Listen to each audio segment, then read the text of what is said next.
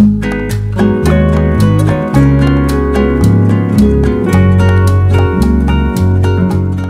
বন্ধুরা, কেমন আছেন সবাই? আশা করছি সবাই ভালো আছেন, সুস্থ আছেন, আর ভগবানের আশীর্বাদের আপনাদের ভালোবাসায় আমরাও ভালো আছি।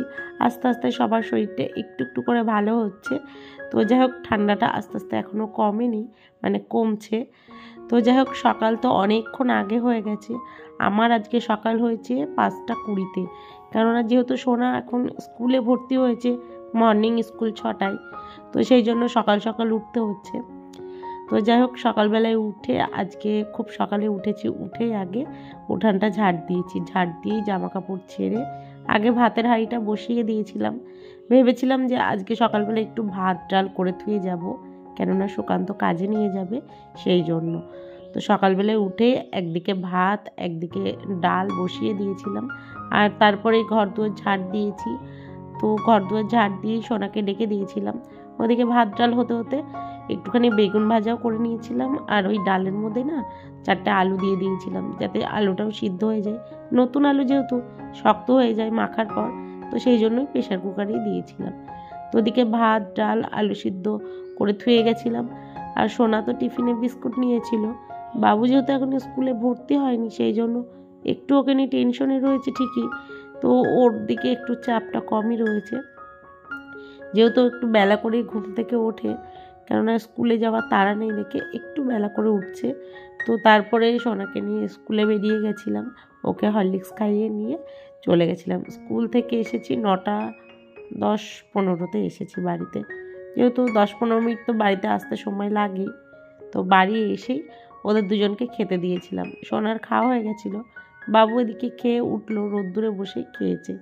আর এখন যেহেতু ঠান্ডা জ্বরের মুখ, সেই জন্য ওর না ভালো লাগছে না খেতে। তো যা কটা খেলো আর কটা ফেলে দিল। ভাত একদমই অল্প দিয়েছিলাম, ওরও একদিন জ্বর এসে শরীরটা একদম কাবু হয়ে গেছে। তো যাই হোক, ওদের তো খাওয়া হয়ে গেছে। আর গতকালকে রুটি করেছিলাম, একটা রুটি ছিল, একটার বেশি ছিল। সুকান্ত 2টো খেয়ে গেছে, আর আমি একটা খেলাম, 3টে রুটি ছিল। তো আজকে না রোদ্দুর উঠেছে, কদিন ধরে রোদই উঠছিল না, ভালো লাগছিল না। আর আমার এডিট করতে বসে কথা বলতে একটু কষ্ট হচ্ছে, কেননা একটানা কথা বলতে হচ্ছে, তো সেই জন্য। তো যাই হোক, অনেকেই কমেন্ট করছেন ভিডিও দেওয়ার জন্য, আর কত মিষ্টি মিষ্টি সাবস্ক্রাইবাররা সুন্দর সুন্দর মেসেজ করছেন, কমেন্ট করছেন, আমার খুব ভালো লাগছে। তো অসংখ্য ধন্যবাদ আপনাদেরকে। আর যারা যারা আমার ভিডিও দেখছেন তাদেরকে তো অবশ্যই অসংখ্য ধন্যবাদ। আর আমার মিষ্টি মিষ্টি কিছু সাবস্ক্রাইবার আছে, প্রায় নিয়মিতই আমাকে কমেন্ট করে। তো যাই হোক, তাদের জন্য অনেক ভালোবাসা। তো যাই হোক, এদিকে আমি আমার রান্না বান্না করব, তার আগে কাউন্টার টপটা একটু পরিষ্কার করে নিলাম। সকালবেলায় যেহেতু হুটোপাটা করে করেছি, একটু জল টল পড়েছিল, আর ওই জল টল পড়ে থাকলে না আমার একটু কেমন যেন লাগে। তো সুকান্তকে বলেই দিয়েছিলাম আমি যতদূর পারবো খাবার রেডি করে থুয়ে যাব, তো যতদূর হয় ততদূর করে থুয়ে যাব, তুমি একটু খাবারটা বেড়ে নিও। তো সেই জন্য ও খাবারটা বেড়ে নিয়েছে। আর সকাল 6টায় তো হুটোপাটা করে হয় না, অত একদম তড়িঘড়ি করে তাড়াতাড়ি করে গুছিয়ে দেওয়া যায় না। তো আমি ওই ভাত ডাল আলু সেদ্ধটা মেখে রেখে গেছিলাম, বেগুনটাও ভেজে রেখে গেছিলাম। তো তবুও ও বেড়ে নিয়েছে, কিছু বলেনি। কিন্তু বেচারা চা খাওয়া হচ্ছে না সকালবেলায়, চাটার একা একা একার জন্য করে না।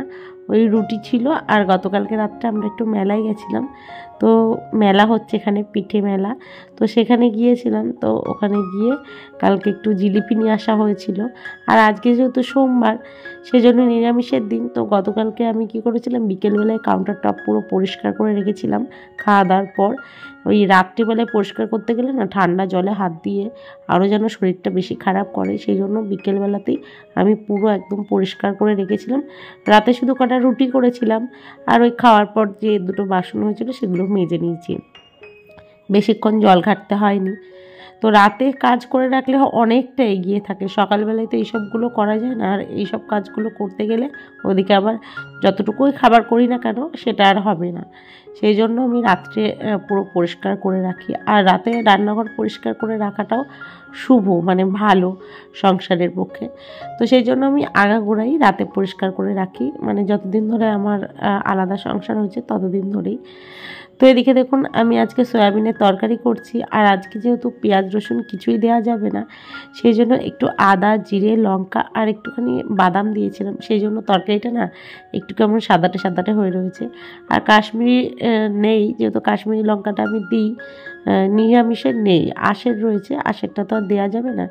তো এদিকে দেখুন বাবু আর সোনাকে তো সকালবেলাকার খাবার খাওয়াই হয়ে গেছে, ওদেরকে এখন দিচ্ছি একটুখানি গাজর আর শাক আলু। ঠান্ডা লেগেছে কিন্তু শাক আলুটা ছিল ঘরে, সেদিনকে নিয়ে এসেছিলাম, আর যখন যেটা ওঠে অল্প হলেও একটু খাওয়ানোর চেষ্টা করি। তো এই একটা শাক আলু এখন কেটে দিচ্ছি। তো এইটাকে এখন আমরা তিনজনে খাবো একটু একটু করে। আর গাজরটা সোনা খেতে ভালোবাসে আর আমারও ভালো লাগে, তো তিনজনেই একটু একটু করে খেয়ে নেবো। আর রোদ্দুরে যেহেতু বসে আছে তো সেই জন্য ভাবলাম কি একটু বিট লবণ দিয়ে দিই, ওরা খেয়ে নেবে। তো ওদেরকে এখন দিয়ে আসবো। এদিকে দেখুন পুরো একদম বিট লবণ দিয়ে দিয়েছি। আর এদিকে সিম ভাজা করব, ভেবেছিলাম সিম দিয়ে একটুখানি সর্ষে বাটা করব, তারপরে ভাবলাম সর্ষে বাটা করলে বাবু আর সোনা খাবে না, তো এদিকে আমি সিমটা ভাজা করছি। তো এদিকে ভাজা করে নিচ্ছি, ওদিকে সয়াবিনের তরকারি। আর সকালে একটু ডাল করে ধুয়ে গেছিলাম, ডালও রয়েছে, একটু বেশি করেই করেছিলাম যাতে দুপুরে হয়ে যায়। তো এই রান্নাবান্না, কেননা নিরামিষের দিন না আর অন্য কিছু রাঁধতে ইচ্ছা করছে না। আর এই শরীর খারাপ হওয়ার পর থেকেই মানে একটু শরীরটা দুর্বল হয়ে গেছে, তো এই জন্য ইচ্ছা করছে না বেশি কিছু রান্না করতে। আর মুখে এতদিন তো ভালো লাগছিল না, আস্তে আস্তে এখন একটু মুখের স্বাদটা ফিরেছে। তো ভাবছি এটা ওটা রান্না করব, কিন্তু শরীরে দিচ্ছে না।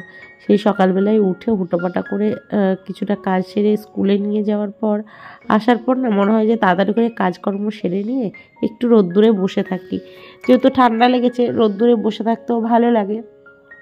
তো এদিকে রান্নাবান্না মোটামুটি আমার হয়েও গেছে।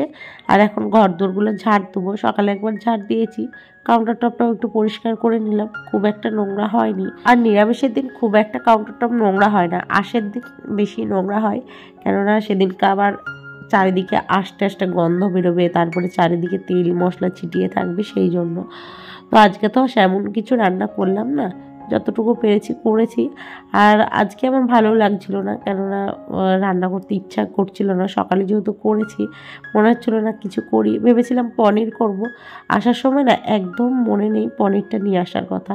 আর মনে নেই এই কারণেই, বাবুর স্কুলে যেহেতু ভর্তি হয়নি, ওকে নিয়ে একটু এদিক ওদিক ছোটাছুটি করতে হচ্ছে যে কোন স্কুলে ভর্তি করব। প্রত্যেকের ক্লাস শুরু হয়ে গেছে, দিদিমণিকে বলা হয়েছে, দিদিমণি বলছে আর 2 দিন ওয়েট করো, তারপরেই ভর্তিটা হয়ে যাবে। তো সেই জন্য একটু টেনশানেও রয়েছি, সেই জন্য না একদম মাথায় নিয়ে ভুলে গিয়েছি। আর এখন যেহেতু শীতকাল পড়েছে, আর বাইরে আমি এখন বাসনটা ধুচ্ছি, এই টাইমটায় রান্নাবান্নার পরে তো সেরকম কোনো কাজ থাকে না, শুধু বাসনগুলো একটু বাইরে যদি মাজে যাই তাহলে জলটাও একটু মানে সাশ্রয় হয়, কেননা ট্যাঙ্কির জলও ভীষণ ঠান্ডা, আর সারাদিন তো ট্যাঙ্কির জলে কাজ হয়ই, বিকেলের পর থেকে তো ট্যাঙ্কির জলেই কাজ হবে, বাসন ধোয়া বলুন বা হাত ধোয়া বলুন। আর যতটা পারি একটু বাঁচানোর চেষ্টাই করি, কেননা মধ্যবিত্ত সংসারে একটু তো বাঁচিয়ে চলতেই হবে। আর যেহেতু এখন স্কুলেও ভর্তি হয়েছে, সব দিকের চিন্তাভাবনাই করতে হবে। তো যাই হোক, এদিকে কিছু জামা কাপড় ছিল, সেগুলো এখন কেচে দিচ্ছি। সুকান্তর রয়েছে আর বাবু সোনারও একটা একটা করে জামা কাপড় রয়েছে, সেগুলো কেচে মেলে দিয়েছি। আর এদিকে দেখুন সোনাকে স্নান করিয়ে দিচ্ছি, এরপরে বাবুকেও স্নান করিয়ে দেবো, কিন্তু ও বড় হয়ে গেছে তো ক্যামেরার সামনে আসতে চাইছে না খালি গায়ে, তো সেই জন্য সোনাকেই দেখালাম। আর অনেক দিন পর মা আজকে আমাদের বাড়িতে এসেছে, তো মাকে বললাম তুমি বসো, আমি স্নান সেরে নিই। তো আমি স্নান সেরে মাকে কটা খেতে দেবো, কেননা আজকে নিরামিষ। তো বললাম যে আজকে নিরামিষের দিন তুমি এসেছো, নিরামিষে খেতে হবে। তো মা বললো ঠিক আছে, যা হয়েছে তাই দিয়ে তো মাকে খেতে দিচ্ছি। আর আমরা পরে খাবো, যেহেতু সকালবেলায় একটু আগেই খেয়েছি, এখন কিন্তু বেশি বেলা হয়নি, ওই 11:30 না 12টা মতো বাজে। তো যাই হোক, আজকে এইটুকুই ভিডিওটা থাকছে, দেখা হচ্ছে পরের ভিডিও। সবাই ভালো থাকবেন, সুস্থ থাকবেন, টাটা।